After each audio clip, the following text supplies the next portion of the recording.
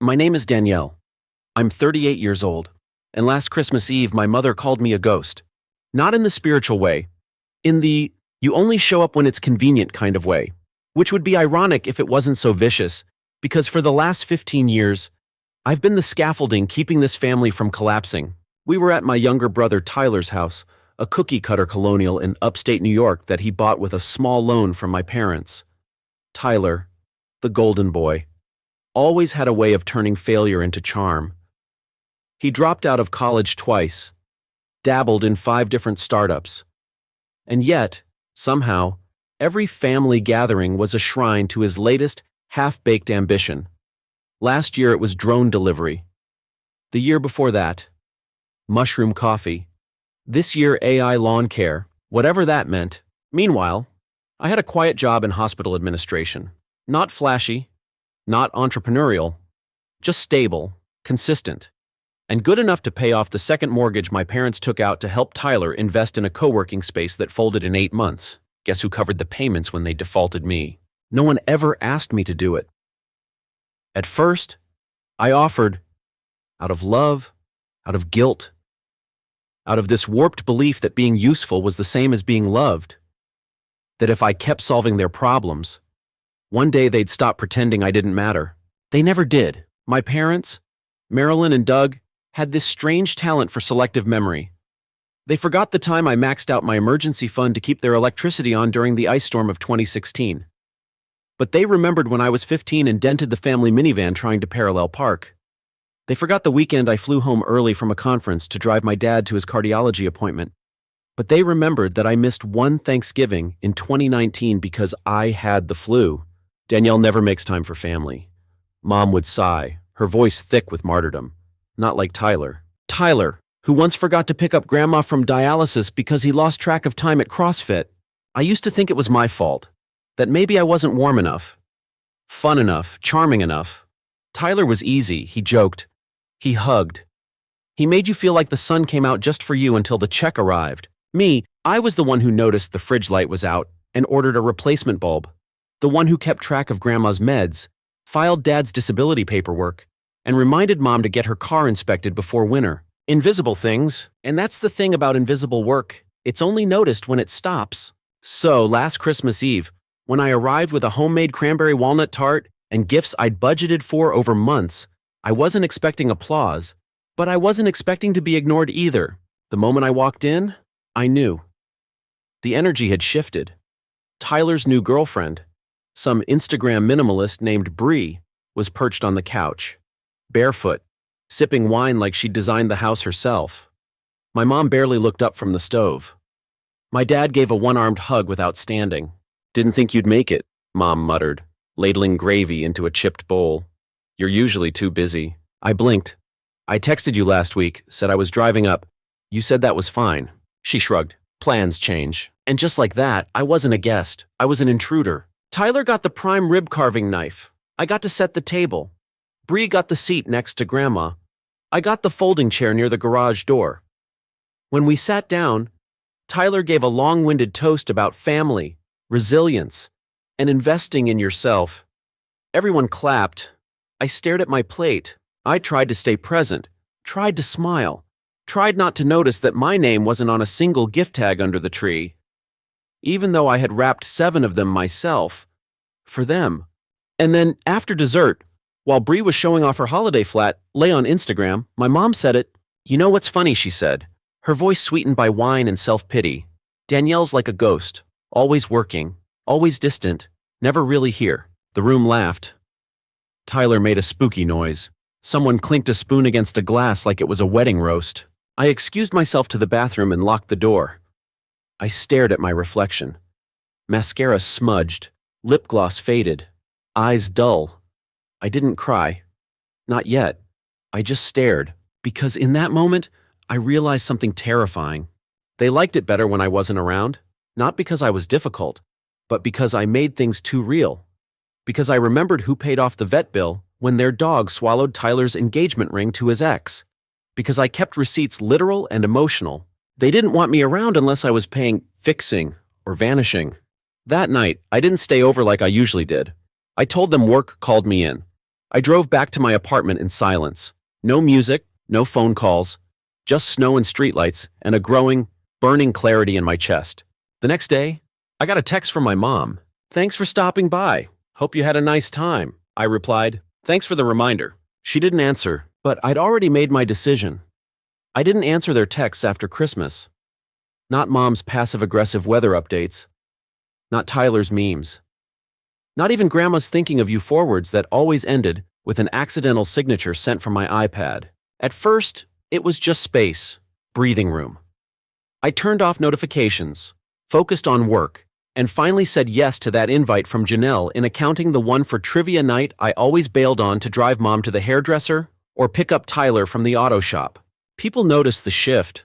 Not family, never them, but co-workers, neighbors.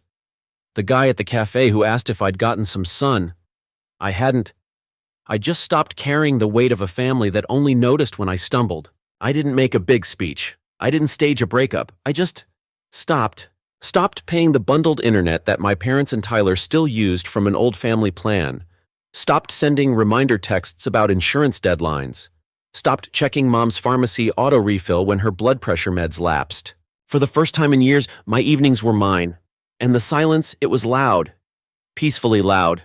3 weeks into January, the group chat lit up. "Tyler, anyone know why the Hulu account's gone? Bree's trying to finish The Bear. Mom, Danielle." I watched the dots blink and disappear. Did they think I was their tech support, their financial custodian, their emotional firewall? I muted the thread, but with every week I stayed silent. The volume on their discontent grew. It started with a phone call from Mom. "Sweetie, the pharmacy says they need a new payment method. It's probably just a glitch." I paused. "I took my card off last month." "A beat? Then why would you do that without telling anyone?" I kept my voice even. Because it was mine. And I don't need permission to stop paying for things I never agreed to cover long term. She huffed. "That's not how families work, Danielle." "No," I said calmly. "That's how this family works." Or did click. No goodbye. No thanks. Just indignation, crisp and familiar. That Sunday, Tyler called. I didn't pick up. He left a voicemail that started cheerful and ended, not, "Hey D, listen, Bree's planning this pop-up for her brand, and I told her you'd maybe help with the web stuff, since you're good at that back-end admin stuff anyway. Give me a call. Oh, and Dad says the IRS sent something confusing again. I told him you probably know. Cool. Talk soon." No mention of the fact that I hadn't responded in a month. I didn't reply. 2 days later, a text from Mom. "Your brother is stressed. Do you even care?" Care. That word used to haunt me, as if my entire value hinged on how much I could carry without complaint. I used to care, deeply, desperately. But now I was learning the difference between caring and being consumed. By February, they were spiraling. Dad emailed me scanned letters from the IRS. Apparently, Tyler had claimed deductions under a fake LLC. Guess who helped him register that company name years ago? Me. Guess whose address he used for the mail?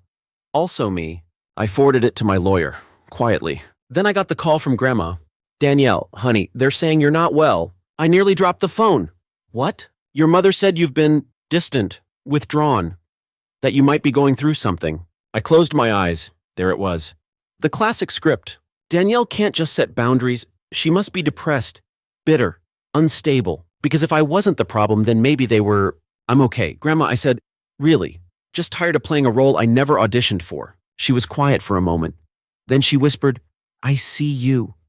You know, I always have. Even if they pretend not to." I bit my lip.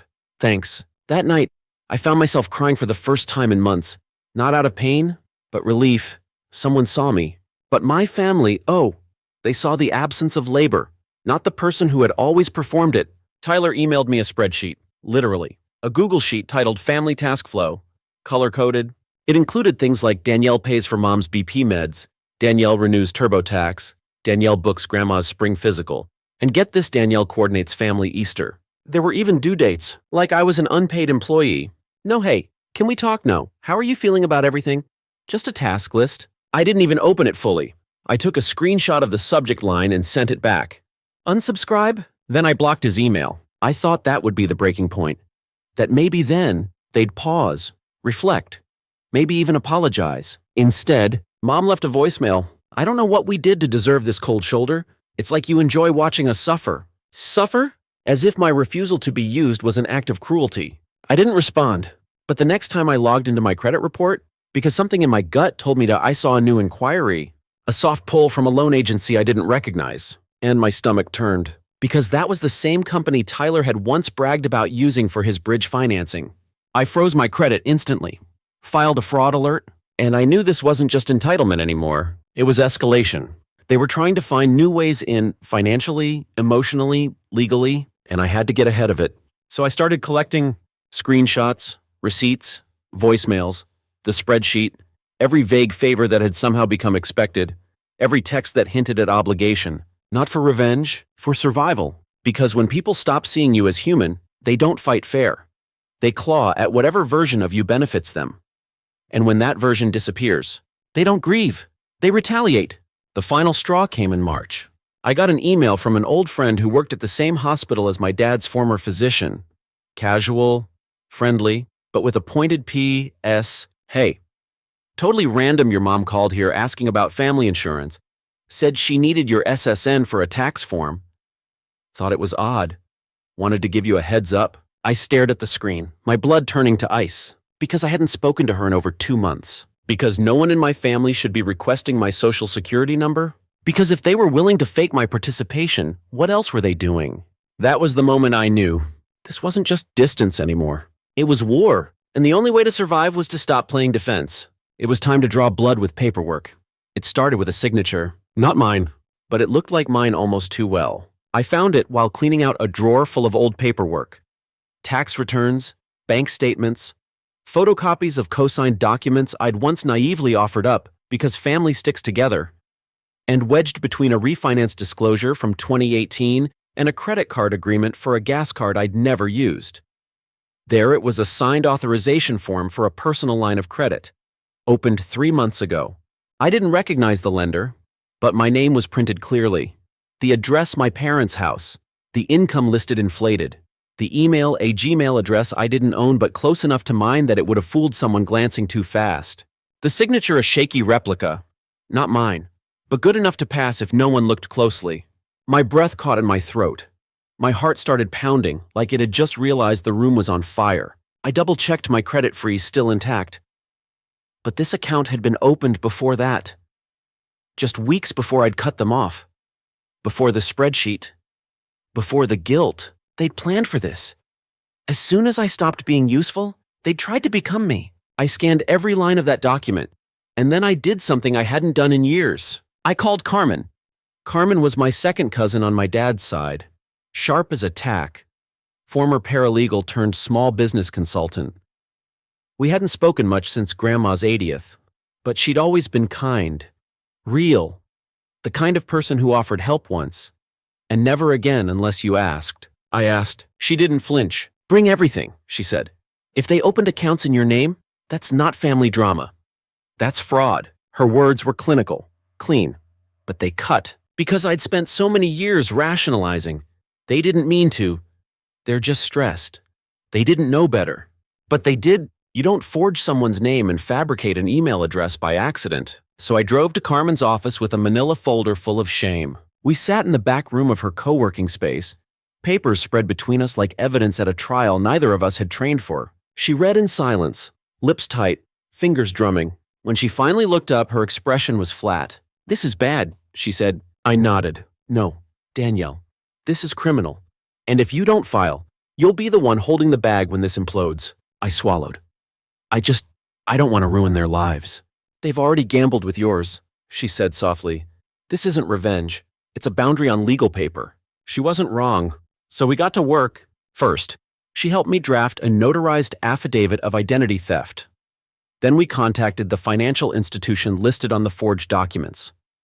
I filed a fraud report. We flagged the activity with the 3 credit bureaus. Then we dug deeper. Carmen showed me how to request my full credit history, not just the snapshot. What we found made my stomach lurch. There were 2 other inquiries from the last year. One for a department store card, another for a small business grant. I had never applied for either. My name, my SSN, my address, all used without my knowledge, all tied back to that same phony Gmail account. And when Carmen had me check the IP address attached to the last login attempt, my parents' house, that was the moment it broke for me. The illusion, the excuses, the desperate hope that maybe this was all just some misunderstanding. It wasn't, it was theft. Planned, quiet, intentional. And worse, it was done by the people who used to braid my hair and tell me monsters weren't real. Turns out, the monsters were just really good at smiling through family dinner. I didn't cry. I didn't scream. I just stared for days until Carmen asked the question I'd been avoiding. So what do you want to do? I exhaled. I want it to stop. Then we hit them where it counts. She said, legally? She shook her head. Emotionally, we drafted a letter. Not to sue, not yet, but to warn. I printed it on clean white paper. No venom, no threats, just truth. A list of every account, every fraudulent inquiry, every instance of stolen information, a summary of the affidavits I'd filed, a deadline for any further action to cease. At the bottom, I signed my real name. Then I mailed copies to my parents, to Tyler, and to their bank. 3 days later, the phone rang. I let it go to voicemail. It was my mother. I got your letter, she said, voice brittle. Danielle, this is ridiculous. You're overreacting. Those weren't even active accounts. We were just exploring options. You always used to help with this kind of stuff. She paused. Why are you making it ugly? Ugly, as if my silence had been polite. But boundaries, distasteful. I didn't respond. The next day, Tyler emailed me a PDF, some kind of resolution agreement he'd drafted using a free template site. It offered to release Danielle from any further financial obligation in exchange for a family reconciliation conversation. I laughed, out loud, because nothing screams remorse like a fake legal document in Comic Sans. So I sent it to Carmen, and she forwarded it to a real attorney, one who worked with identity theft cases for a living. That's when we discovered the second bombshell. Tyler hadn't just opened those accounts. He'd tried to file for an EIN, a federal employer ID, for a consulting LLC using my name as a silent partner, filed from his laptop. If it had gone through, I could have been liable for business debt, taxes, legal exposure if he got sued. It hadn't processed fully, yet, but it was close. Too close. Carmen looked at me across her desk that day and said, Danielle, this isn't just family drama anymore. This is identity laundering. The term chilled me, because that's what it was. They weren't just using my name. They were laundering their chaos through the one person they assumed would never say no. Me? The quiet one. The responsible one. The ghost. Well, the ghost had learned to haunt back. I filed the EIN fraud report, froze my tax record, alerted the IRS. Every move felt like a step out of the fog. A breadcrumb trail away from the girl who had once paid their Wi-Fi just to be included in the group chat. Then I made one final move. I sent a second letter. Not legal this time. Personal. 4 sentences. Typed. I know what you did. I've reported everything. You don't have access to me anymore. From now on, anything you want to say it to my lawyer. No salutation, no signature. And then I blocked them all. Phone, email, social, even grandma, just until I knew she wouldn't be caught in the fallout. The silence that followed wasn't peaceful. It was surgical, but it was mine. And as the days turned into weeks, something inside me shifted. I wasn't scared anymore. I wasn't grieving. I was building something they couldn't touch. A paper wall. A digital firewall. And underneath it all, a woman who had finally stopped saying it's fine just to keep the room from burning. Let it burn. It happened on a Tuesday. I was making tea. A thunderstorm rolling in through the windows when my phone lit up with a message from an unknown number. Check the county records. That was it. No name, no punctuation. Just 5 words that made my stomach flip. Carmen confirmed it 2 hours later. Danielle, she said, her voice tight. They listed you as a guarantor on a home equity line of credit. Filed last year. It just went into default. The amount, $76,000. I couldn't speak. I just sat there, the mug cooling in my hand, the storm outside suddenly too quiet. They've been riding on your credit for over a year, she said. And now the bank is starting to knock. I whispered. I didn't sign anything. I know, she said. That's why we're filing for fraud. Today, I gave her permission. I scanned in everything. The forged docs, the addresses, the bank statements, the emails. We submitted to the county, the bank, the credit bureau, and the IRS. The dominoes were ready. All they needed was the first push. It came the next morning. I got a call from the bank's fraud division. They had confirmed, via IP logs and digital signature inconsistencies, that the cosigner entry had been altered post-submission. It matched Tyler's home network. They altered a legal document, the investigator said, and they used it to access real funds. We are escalating this. I said only 5 words in return. I'll cooperate fully. Thank you. Then I called Carmen. I want them to know, I said. I want them to see the storm coming. She didn't hesitate. Then we go public. We drafted a cease and desist that doubled as a formal notification fraud charges were pending. Copies were sent to my parents, Tyler, and the family's attorney. No sugarcoating. Just pure, cold facts. By Thursday, my mother called. I didn't answer, so she left a voicemail. Danielle, please, this has gone too far. We didn't mean for it to escalate like this. Tyler was just trying to help with your future. He thought putting your name on the property would bring you closer to the family. Closer? Like proximity to chaos was a gift. That same day, my father emailed me a 3-sentence message. Whatever issues you have with us, please don't involve the law. It will ruin us. Think about the family name. I read it 3 times. Then I printed it and filed it in a folder labeled Justification. But Tyler, he was the one who finally broke the pattern. He showed up. I heard the knock before I saw him smug face, clean sneakers, and that same performative charm he used to con Grandma into giving him her Costco card. Hey sis, he said. I opened the door but didn't move. No, I said flatly, we're not doing this here. He laughed. You're acting like a stranger, like we didn't grow up together. I stepped out, locking the door behind me. You forged my name on a loan. Tyler. That's not growing up together, that's federal fraud. He didn't flinch. You're being dramatic. I was going to pay it back. No, I said. You were going to let me pay it back, like always. His face changed then, dropped the charm, went cold. You think you're better than us? You think just because you got some corporate job and a 401k that gives you the right to turn your back on your family? I laughed, low and bitter. No, Tyler, I think the fact that you used me like a human credit card and lied about it gives me the right. He stepped closer. We needed help, and I needed a family who didn't treat me like an ATM. Silence. Then he snapped, fine, lawyer up. You want to ruin your own parents, go ahead.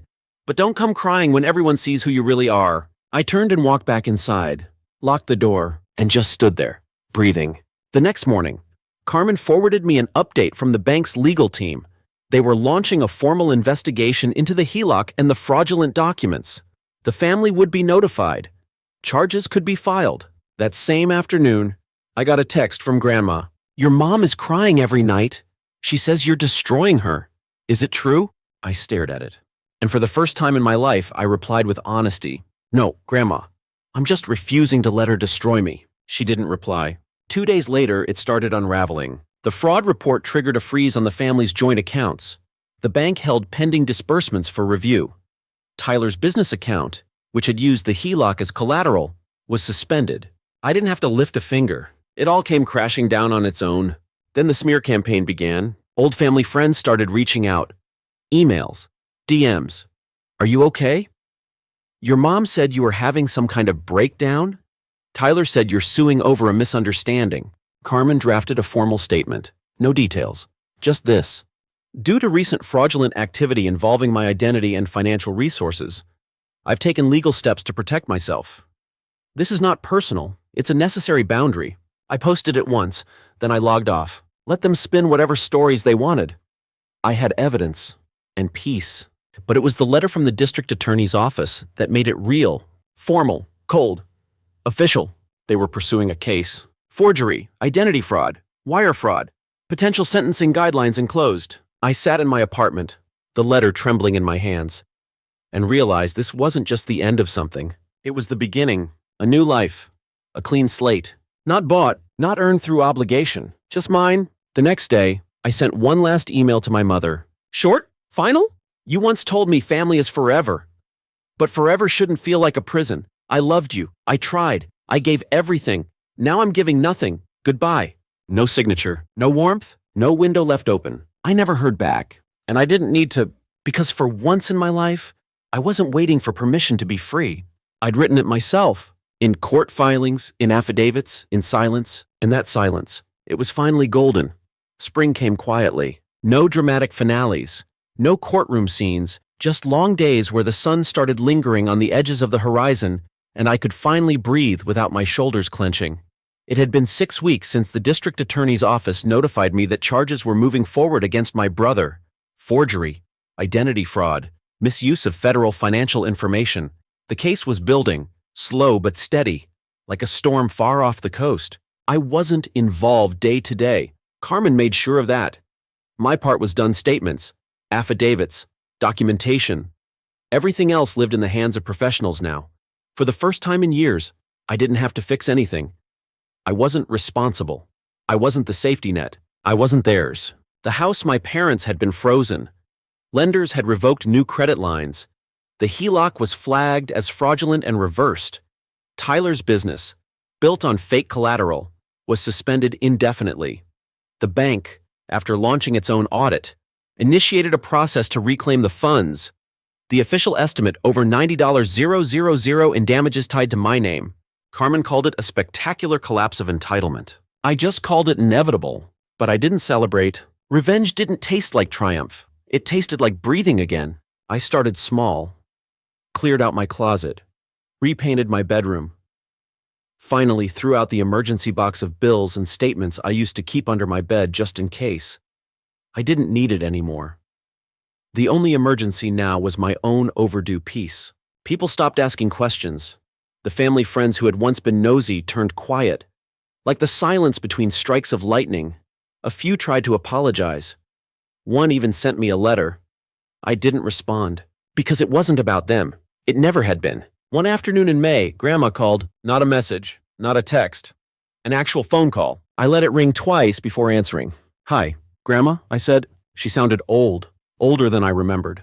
Her voice soft, frail around the edges. "I didn't know," she whispered. "Not the whole thing, just little pieces. They told me you were angry, bitter. I waited." "But you weren't," she said. "You were tired." I nodded, even though she couldn't see. Yes, I was tired. She exhaled slowly. "I just wanted to say I'm sorry." And that broke something in me. Not in a painful way. In a way that made room. For the first time, someone inside that tangled bloodline admitted what had been so long denied, that it wasn't in my head. That I wasn't cruel or cold or unforgiving, just tired. We talked for 20 minutes. She didn't ask me to fix anything. Didn't beg me to come back. She just told me about the lilacs blooming outside her window and how she missed my laugh. I hung up lighter than I'd felt in years. A week later, I joined a community ceramics class, on a whim. No reason. I hadn't done art since high school. The first mug I made was lopsided, the glaze uneven, but when I held it in my hand, I smiled. It was mine. I started cooking for fun again, not for holidays, not for people who forgot my name when I wasn't holding a casserole, but for me. New spices, new dishes. I even planted a tiny herb garden on my windowsill. Basil, rosemary, thyme. I didn't know peace could smell like thyme. Therapy helped. I'll admit it wasn't easy. The first few sessions were just long pauses and angry tears. But then, something shifted. The more I spoke, the less shame I felt. The more I unpacked the past, the less power it had over me. One day, my therapist asked, "When did you first learn that love had to be earned?" The answer sat in my throat like a stone. Probably when I realized my silence got more praise than my honesty. She nodded. "So let's try unlearning that." I'm still unlearning. Still practicing boundaries. Still catching myself when I reach for the old habits, over-explaining, justifying, apologizing for taking up space. But now I pause. Now I ask, is this helping me heal or keeping me small? And if it's the latter, I let it go. I don't know what happened to Tyler. Last I heard, he'd moved out of state, trying to rebuild. He never contacted me again. Neither did my parents. There were rumors. Family drama retold in whispers. But I didn't listen. I didn't dig. That chapter closed the day I mailed my final letter and chose myself. Because that's the thing about healing, it doesn't require revenge. It doesn't need a stage or a grand finale. Sometimes healing is quiet. It's drinking tea on your balcony while the sun sets behind a row of blooming trees. It's learning how to laugh without scanning the room for judgment. It's reading a book and not worrying about who needs something from you next. Sometimes healing is the absence of fear. And for me, that's enough. Last week, my ceramics teacher asked the class to make something that symbolized transformation. Most people made butterflies. Some made flowers. I made a key, not to unlock anyone else's door, but to lock mine firmly, peacefully, finally, because this house, this life, this quiet, it's mine now. Story 2. For my graduation, I got a cane, my sister got a condo, and no, this isn't a metaphor. It was 90 degrees under a sagging party tent in our backyard. the kind you rent for retirements or small weddings. My shirt clung to my back, and my name was misspelled on the Congratulations Grads banner that hung half-dangling above the folding table. Classic. My sister Lena had just unwrapped a thick envelope. Inside a signed lease and a key attached to a glittery fob. Her smile was picture-perfect. Her nails matched the ribbon. Our parents hovered like she'd just been crowned queen of the universe. Then came my turn. Mom handed me a long cardboard tube. I thought maybe it was a framed diploma, or maybe concert tickets. I opened it. Nope. A stick, a literal walking cane, lacquered wood, curved handle, tied with a neat burgundy ribbon like that somehow made it better. I waited for a laugh. Just kidding. But Dad just patted my shoulder and said, "You'll understand one day. It's symbolic." Mom chimed in, "Do better next time." Okay. Lena, of course, was already taking selfies with her new key, teeth gleaming, hair curled like she'd stepped out of a salon. My future apparently tied to a damn cane.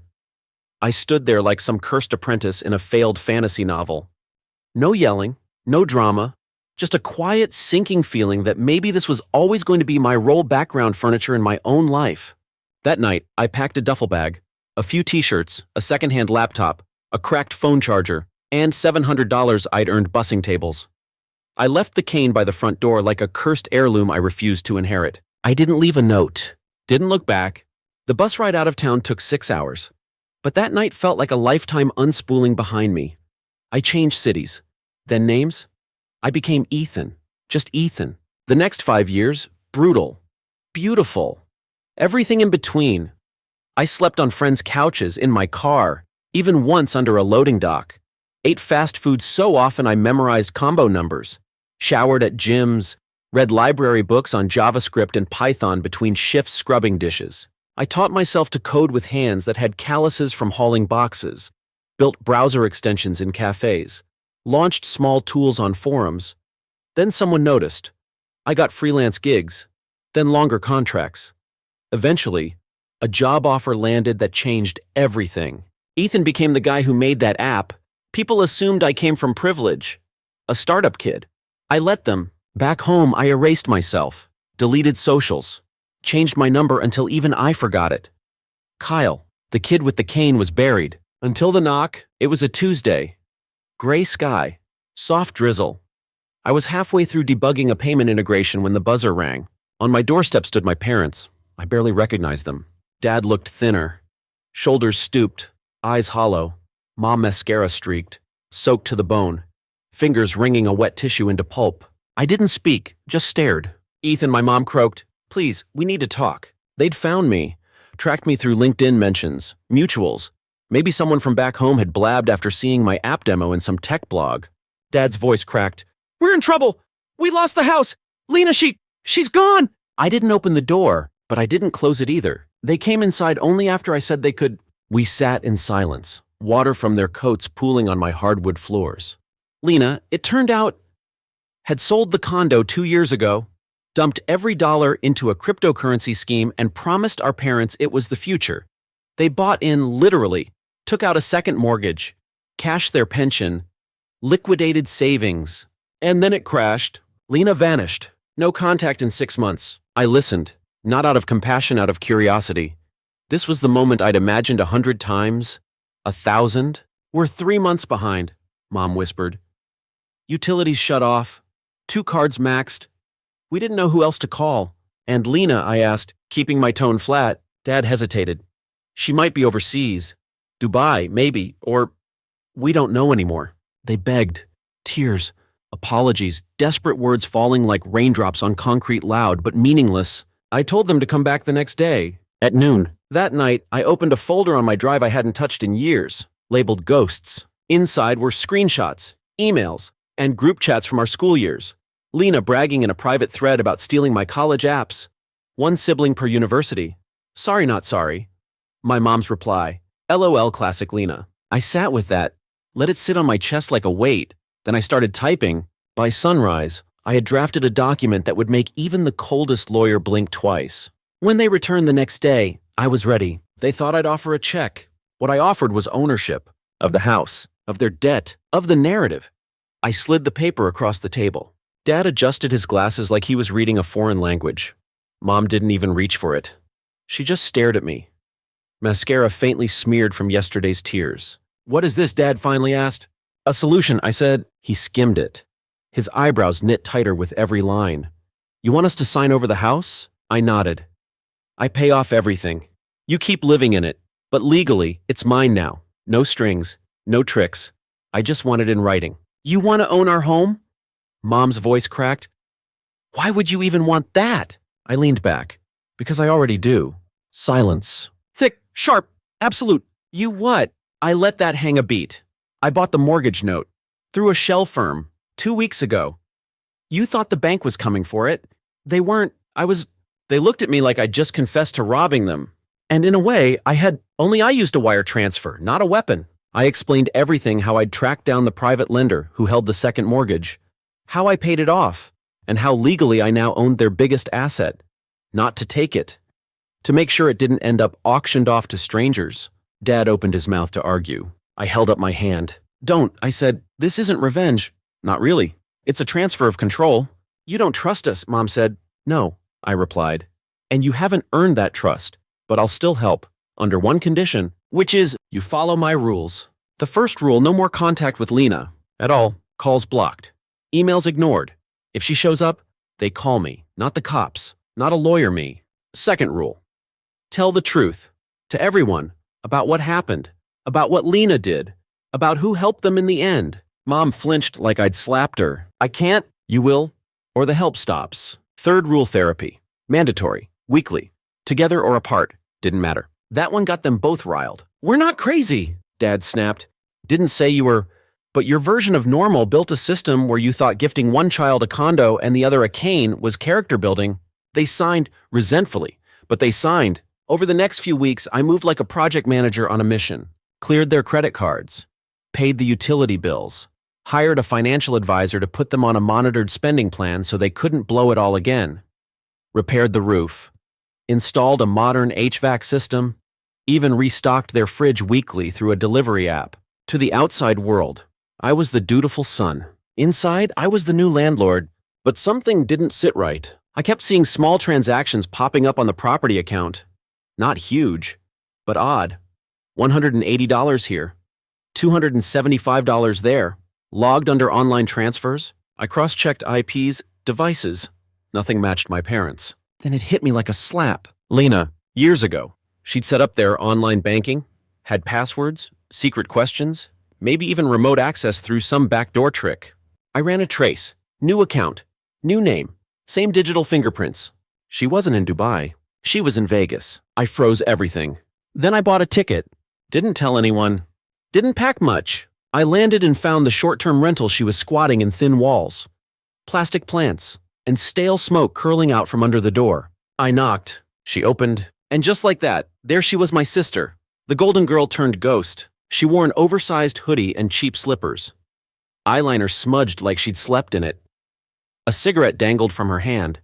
She looked surprised but not scared. "Ethan," she said like we were reuniting for coffee. "You found me." I stepped inside. She didn't stop me. The room smelled like desperation and Axe spray. Laptop open. Wallet beside it. A few fake IDs spread like tarot cards on the bed. "What? No hug?" she asked, grinning. "You really thought I wouldn't come?" I asked. "I figured you might. I just assumed you'd still be too soft to do anything if you did." She was wrong. I shut it down. I said, "You're locked out. Every account, every loophole.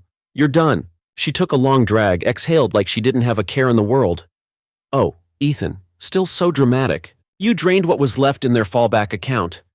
I said, 26 grand gone." She smirked. "Not gone. Just moved. Clean wallets. Untouchable." I didn't flinch, just reached into my jacket and pulled out a flash drive. "What's that?" she asked. "Insurance." She rolled her eyes. "Please. What, you're gonna snitch on me?" "No," I said, "not unless you make me." I laid out the deal. She would call our parents that night. Tell them everything. Every lie. Every dollar. Confess. I'd even let her walk away if she did. No police. No press. But if she refused, the drive went public. It held names, accounts, transaction trails.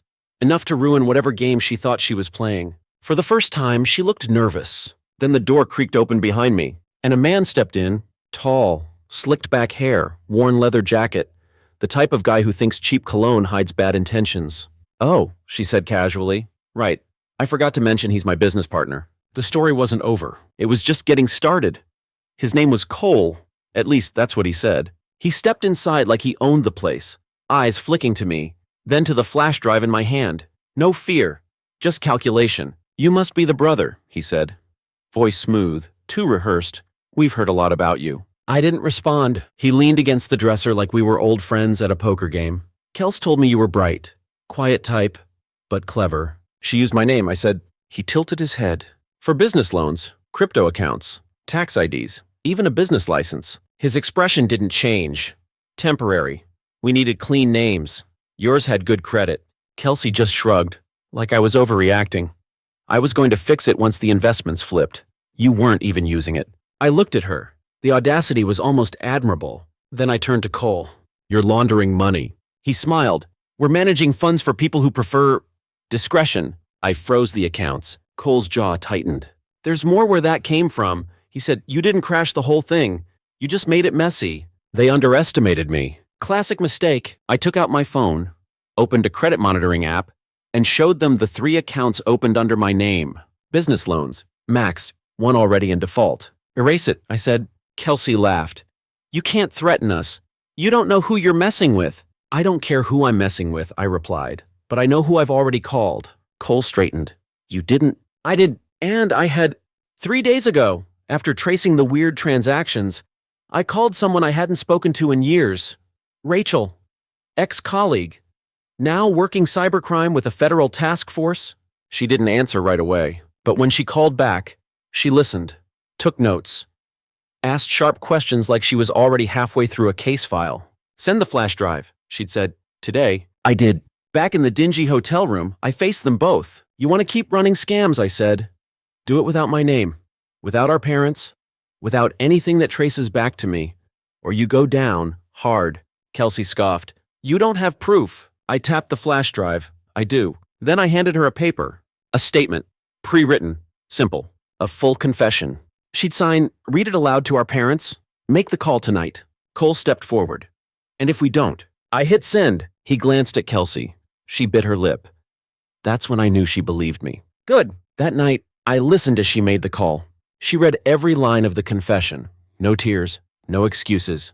Just the truth. Mom cried. Dad didn't speak. I didn't feel better. Just done. When the call ended, Kelsey looked at me. So that's it. Almost, I said. I pulled out a printed copy of one of her fake IDs. If I find one more account in my name, this goes to the FBI. She didn't speak. I turned to leave. Cole blocked the door for a second too long, then stepped aside. Be careful, Ethan, he said. Always, back home, things were tense, but functional. Mom started going to therapy. Dad, too. They didn't talk about Kelsey. Neither did I. But the house, it ran smoothly. Bills paid. No more random charges. No more chaos. Then one morning, I got a letter. Postmarked Nevada. No return address. Inside, a photo of me. Taken from a distance, outside my apartment, groceries in hand. On the back, scrawled in Kelsey's handwriting, you were always smarter. You just hid it better. Creepy. Yeah, but weirdly honest. Months passed. Then came the second letter. This one official? A law firm in Reno. Cole was dead. Car accident. Mountain road. Icy conditions. No foul play. The letter said he'd left behind some legally clean assets. A small trust fund. And guess who the emergency beneficiary was? Not Kelsey. Me. There was a note from the lawyer. She said if anything ever happened, it should go to the only one who ever walked away clean. $23,000.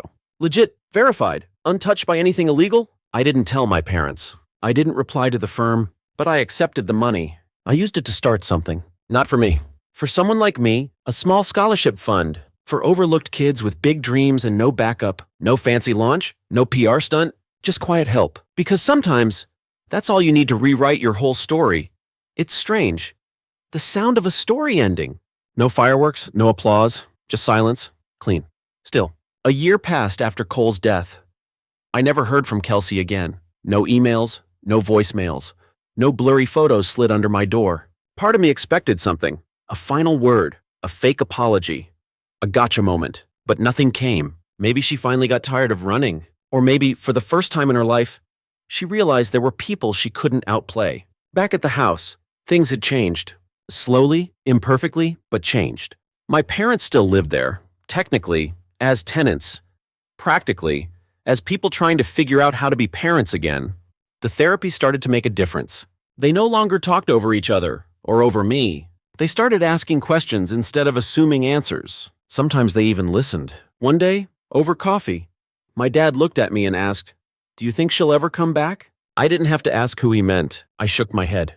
If she does, not to us. He didn't argue, just nodded, and that silence between us, that was new. It used to be a wall. Now it felt like space room to rebuild, not just survive. I kept managing the house, handled the maintenance, set the budget, even got them an air fryer. Mom texted a photo of her first batch of fries with 7 exclamation points. Progress, I guess. As for me, I left the city, bought a cabin in a quiet town with slow mornings and clean air, started working remotely, managing a few rental properties, including the house. I kept coding, too. Launched another tool that went semi-viral, but this time, no headlines, no interviews.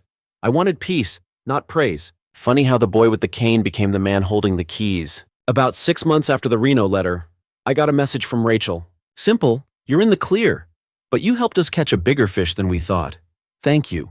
I asked if Kelsey was in jail. She just replied, not yet, but the web's collapsing, and she's inside it. That was enough for me. No revenge fantasies, no courtroom scenes, just quiet justice, served cold, with a paper trail. And the stick? Yeah, I kept it. Polished wood, curved handle, still has the red ribbon tied near the top. It sits on my desk now, not as a trophy or a reminder of pain, but as a symbol of how far you can walk, even with nothing in your hand but a useless gift and a quiet promise. I won't become what they expected me to. Sometimes I look at that stick and think about the moment it was handed to me, how small I felt, how invisible. And then I think about everything that came after: the bus ride out of town, the couch surfing, the dollar menu dinners, the sleepless nights learning to code while the world slept, the flash drive, the flight to Vegas, the signed confession, the silence that followed. And I realized something. I didn't just escape, I evolved. Last month, I received an email from a student named Noah. He'd gotten the scholarship, said it covered his textbooks. Maybe not much, but enough that he didn't have to work double shifts anymore. He ended the email with, "You probably don't know me, but you made it easier for someone like me to start walking forward. Thank you." I smiled, replied back, "I know you better than you think." And I meant it, because I've been Noah, overlooked, underestimated, running on fumes and borrowed time. But I made it, and now I help others get there too. This story doesn't end with Kelsey getting arrested, or me buying a mansion, or my parents suddenly becoming perfect, because that's not real life. Real life is messier, but it's also better, because real peace isn't flashy. It's earned. In the quiet, in the hard choices, in the forgiveness you give not to them but to yourself. If you're still holding your own version of that stick, don't toss it, don't burn it, keep it. Not because it defines you, but because it reminds you. You kept walking anyway. Story 3. They say a good deed is its own reward. I used to believe that. My name's Eli, 29, real estate agent by trade. Invisible son by blood. I bought my parents a house. $350,000, cash, no strings, no mortgage, just love. For 15 years, they'd rented this decaying duplex on the edge of town. The walls wept during winter. The heater coughed like it had asthma. You'd open a cabinet and a hinge would pop off like it was trying to escape. I grew up inhaling mildew and learning to tiptoe around my father's moods. Still, they never asked for more. We're not fancy folks. My mom always said. But survival isn't the same as living. I broke out, started young, 21, license in hand, cold calling anyone with a pulse. Lived on burnt coffee and expired ramen. Then, year 3, I closed a downtown commercial contract that changed my entire tax bracket. Instead of celebrating, I drove straight to a quiet suburb where the lawns were green and the air didn't smell like despair.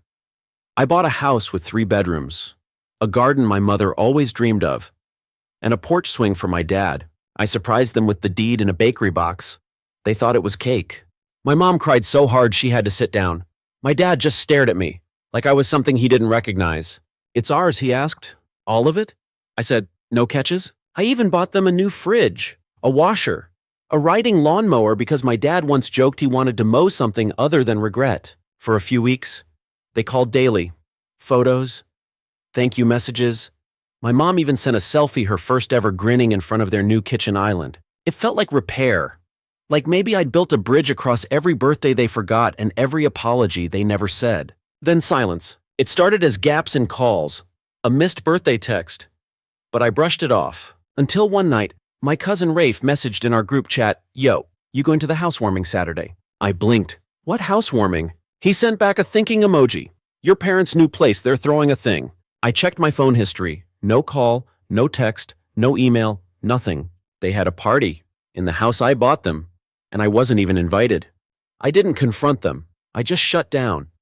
Something inside me turned cold in a way I didn't know was possible. 3 days later, a video came through from my Uncle Drew. I assumed it was sent by accident. I clicked play. It was the backyard, my backyard filled with people laughing, drinking, dancing. Fairy lights strung across the patio I paid for. My mom in the corner, beaming. My dad at the grill with a beer. Then he said it. He really thinks money makes him a man. Like respect can be bought. Laughter, real, stomach-hurting, backslapping laughter. And my mom just nodded. I didn't watch the rest. I archived it, stared at my wall, and tried not to exist. For weeks. I ignored every call. Every ding of my phone felt like a betrayal echoing through glass. They didn't just forget me. They erased me from the one moment that should have meant everything. Then came the storm. 17 missed calls in one day. My sister, my dad, even Uncle Drew blowing up my inbox. I ignored it all. Until my cousin messaged, "Yo, you hear about the break-in?" What? Apparently someone smashed the back window. Took the TV, some jewelry, even the damn lawnmower. I felt a twist in my gut that old need to fix things. But it passed. Then came an email from the insurance company. Apparently, since I never fully transferred the title or the utilities, everything was still in my name. And because of that, I had to file the claim. Suddenly, their panic made sense. I called my lawyer instead. "This is unusual," she said. "But you technically still own the house. You want to help?" "No," I said, "I want it back." Silence. "And the car," I added, "I want that back too. Because, oh yeah, I forgot before the house. I'd gifted them a luxury SUV. Black, sleek, $90K of gratitude they never earned. My dad called it reparations at the time. My lawyer chuckled. Then let's make this fun. We served them an eviction notice first, then a demand for vehicle return or reimbursement. The fallout was nuclear. Voicemails, crying, screaming, guilt, "You're overreacting." My sister texted, but I wasn't reacting. I was executing. I'd given them a new life, and they used it to cut me out, then mocked me for daring to care. And now I was about to take it all back. The eviction notice hit like a thunderclap. 30 days to vacate. My name was still on the deed. My lawyer made sure every word was airtight. No wiggle room, no loopholes. And the SUV, we served a separate notice. Return the vehicle or pay full market value. I expected denial, anger. What I got was a full-on meltdown. My mom called 3 times that night, then texted, "Please don't do this to us." My dad left a voicemail. At first, he was yelling rage-fueled nonsense about ungrateful kids and twisted priorities. Then his voice cracked. By the end, he was whispering, "Don't do this to your mother. She's not sleeping. Please." I didn't reply. The next morning, my sister messaged from a new number, "You're ruining us." You know that, right? But here's the thing, they ruined it first. I hadn't done anything but reclaim what was mine, what they disrespected, what they thought they could keep while pretending I didn't exist. 3 days later, the SUV was gone. I didn't warn them, just sent a tow truck with all the proper documentation, parked right in their driveway at 6:42 a.m. My phone lit up like a Christmas tree. "Someone's stealing the car," my mom screamed into voicemail. "Call the cops," I texted back. "It's registered to me." She hung up. I thought that might be the last straw, that they'd pack up and leave in a final blaze of drama. Instead, something stranger happened. The calls stopped. The noise died down. Then, a week later, I got an email from my dad. Subject: I screwed up. I stared at it for a while before opening it. His words were oddly calm. He admitted to everything. Said he'd been drinking during the party, that he'd been feeling overwhelmed, claimed the joke was never supposed to leave the backyard. But that wasn't what hit me. What hit me was this line: "We got used to the house, Eli, to the life. We started to believe we deserved it, that you owed it to us. And the truth is, we tried to convince ourselves it was ours so it would feel real." There was something pitiful in that. He ended with, "I see now you didn't just buy us a house, you gave us a life we threw away." Still, I didn't respond. Not because I was angry, but because he still didn't get it. It wasn't the party, or the joke, or even the missing invitation. It was the ease with which they cut me out. The joy they found in erasing me from the one thing I gave them freely. 2 weeks after the notice, they left. No fight, no dramatic farewell, just a message from my lawyer that the keys had been turned in. I drove to the house that same afternoon. It was spotless. Not just clean scrubbed, like someone tried to wash away their shame. Even the closet was empty, except for a half-used bottle of lavender cleaner left under the sink, my mom's brand. I stood in the kitchen, hand resting on the granite island I picked out. I thought I'd feel something. Closure, satisfaction, even grief. But all I felt was tired. I changed the locks, called the Wi-Fi provider, then I left. On the way home, I stopped at a diner and ate pancakes at 3 p.m. It was the best part of my day. Then the real twist came. 3 days later, I got a Facebook message from someone I didn't recognize. Some guy in his mid-30s, profile photo in front of a familiar house, my parents' old rental. I almost ignored it, but curiosity won. His message, "Hey, sorry if this is weird. I used to rent from your folks before they moved. Thought you should know. Your dad listed your house on Airbnb." I blinked. What? He sent screenshots. The basement, cleaned up, decorated, listed as sunny sweet retreat at $200 a night. Photos of a welcome basket. Handwritten guest note signed, "Thanks for staying, Ron." 5-star reviews. He'd been running a side hustle right under my nose. While I paid the bills, but that wasn't all. The guy added, "I overheard him once on the phone laughing. Said he played his idiot kid into gifting them a house. Thought you should know." I didn't reply, just sat there. Then I logged into my dad's Netflix account, the one I'd paid for since college. Changed the password. Then Spotify, Hulu, Amazon, the water bill, the gas, anything still tied to me. Petty, maybe, satisfying. Oh, absolutely. Then I did something bold. I listed the house, not for sale, not for long-term rent. I listed it on Airbnb. Same setup, same suite. But my listing had one thing extra in the description. "This house has a story. Ask the host." The first guest was a woman named Dana from Seattle. Booked a weekend to recover from a breakup. On her second night, she messaged, "I read your line. What's the story?" So I told her, not the dramatized version, just the truth. The house, the car, the party, the betrayal.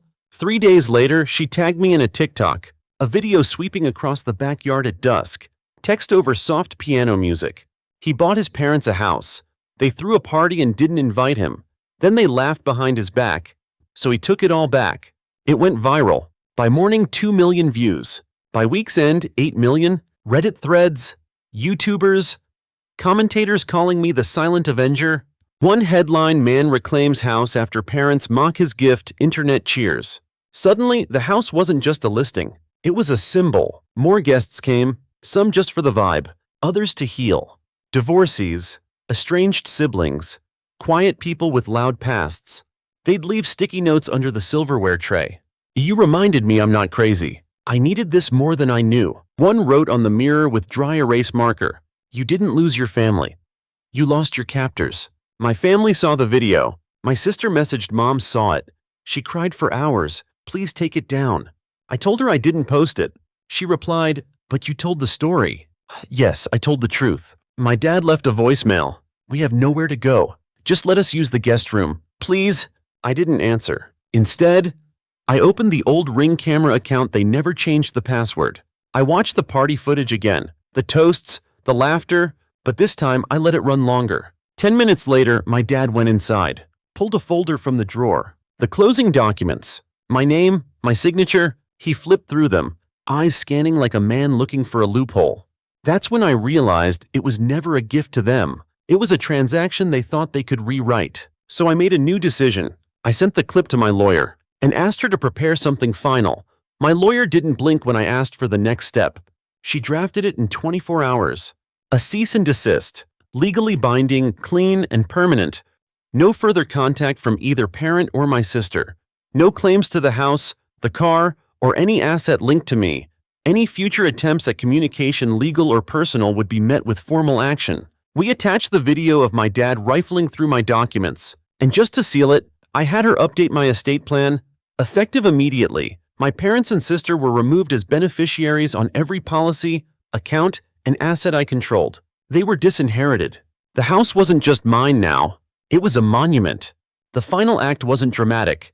No family showdown, no screaming match, just a quiet legal document arriving in their mailboxes. Then silence. I updated the Airbnb listing one more time. This house isn't just a getaway. It's a warning. Don't mistake someone's kindness for weakness. The bookings doubled overnight. The guests were different now. People came for the story, yes, but they stayed for the healing. One man left a note on the fridge. My daughter stopped speaking to me 3 years ago. I stayed here to understand why. Now I do.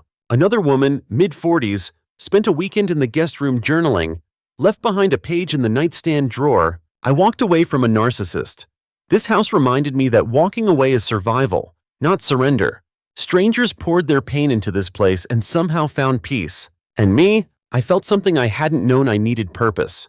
Not revenge, not validation, just the satisfaction of standing on the porch of the place where they erased me and knowing I'd rewritten the whole thing in bold, permanent ink. Then came the curveball. A letter. Not from them. From a law office.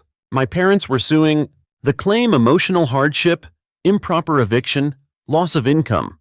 They wanted damages. My lawyer actually laughed. They think you owe them for taking back a gift they mocked.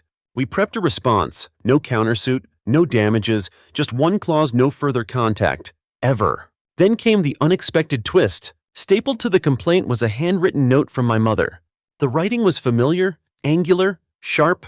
The first sentence floored me. You were right to leave us behind. She didn't apologize, at least not directly, but she told the story. Said they never had anything growing up. That power always belonged to someone else. And when they finally got a taste of it through the house, I became invisible. She wrote about my dad, about how he'd started researching title transfers behind my back. She found the documents hidden in his closet after I sent the notice. And here's the part that stayed with me. I threatened to leave him if he went through with it. That's why we gave the keys back. That's why we left in silence. She signed the letter with a simple line: we don't ask for the house. We don't ask for the car. We're asking for silence. Let us fade away. I sent the note to my lawyer. She finalized the agreement. Full closure, no lawsuits, no counterclaims. Signed, filed, done. Weeks passed. The house kept booking. Then, one day, I noticed something odd in the calendar. A blocked week I hadn't added. No guest name, just marked anonymous. I called the management company. They said the week had been prepaid at double the rate with a large tip. No message, no email, just paid in full. I checked the house the next day. The guest had come and gone. On the final page of the guest book, in delicate handwriting, one sentence: thanks for letting me say goodbye to the place where we ruined everything. No name. But I knew. I didn't cry. I didn't get angry. I just stood in the hallway staring at the note, and for the first time since I'd watched that video, I felt a strange calm. Not forgiveness, but distance. Clean, sharp, well-earned distance. The story went dormant after that. No new drama, no headlines. But people still talked, still booked the house, still whispered about the guy who took it all back. One Reddit post titled "Eli's House is a Shrine to Boundaries" went viral. Someone made a TikTok walking through the house while reading the original story aloud. It passed 10 million views in a week. I didn't respond. I didn't correct the details. I just let it be. The story was no longer mine. It was everyone's. The Airbnb income was solid, so I bought another property 2 towns over. Smaller, older, but charming. I fixed it up, gave it its own listing, added a similar line. This house has a story, not like the first, but still worth asking about. That house filled up too, and now I had something I never expected: a real business, a real legacy, all born from the ashes of a burnt bridge. Then, 3 months later, I got a letter, handwritten, from a woman in her 60s, no return address. She said she used to work with my mom in a diner. They stayed in touch for years. She included a photo. I was 5 years old, sitting cross-legged on a stained apartment carpet, eating cereal out of the box. On the back, my mother had written, "You were always more than we deserved." That was the moment I stopped waiting for an apology. That was the moment I knew I didn't need one. They were gone from my life. Not in some tragic collapse, not in rage, just gone, like a storm that passes and doesn't come back. The cease and desist, the disinheritance. Everything was signed and sealed. The dust settled, but the aftermath was quieter than I expected. No angry phone calls, no courtroom scenes, just a calm that felt unsettlingly good. The Airbnb bookings kept rolling in. Stories poured through people healing, setting boundaries, finding their voices. Each one, another reminder that kindness shouldn't keep you tied. But I needed silence too, real silence. So I bought a small house in the countryside, held on to the big one, but kept it for travelers. No more emotionally charged weekends for me. This place, my cabin, became my refuge. I worked remotely, rewrote code, grew a small garden, and remembered how to breathe without past regrets weighing my lungs. I received a letter one crisp morning, no name, just an envelope and handwriting I recognized. Inside, "You were the only one who gave without taking. Eli, we never learned how to receive. We lost ourselves in the safety you offered. And when you reclaimed your story, we realized too late what we threw away. We're sorry, not for what we did, but for not knowing better. We will never speak again." No tear stains, no excuses, just 2 pages of quiet regret. I didn't reply, because sometimes the most powerful message is silence in return. Months passed, and the rented house grew into something bigger than profit. A place where guests came not just for comfort, but for clarity. One review stuck with me. "This house taught me I don't owe anyone an explanation for setting boundaries. I cried on the porch, then left stronger." That was my real reward. One evening, I walked through the old house, now empty again. I checked nothing but the guest book folder, collected, archived, untouched. I took the manila binder with the closing documents and flash drive clip and filed them in a box labeled Past. Then I stepped out, closed the door, and walked away. At the cabin, I made a fire pit, carved the porch bench with the words "Gift with no return policy."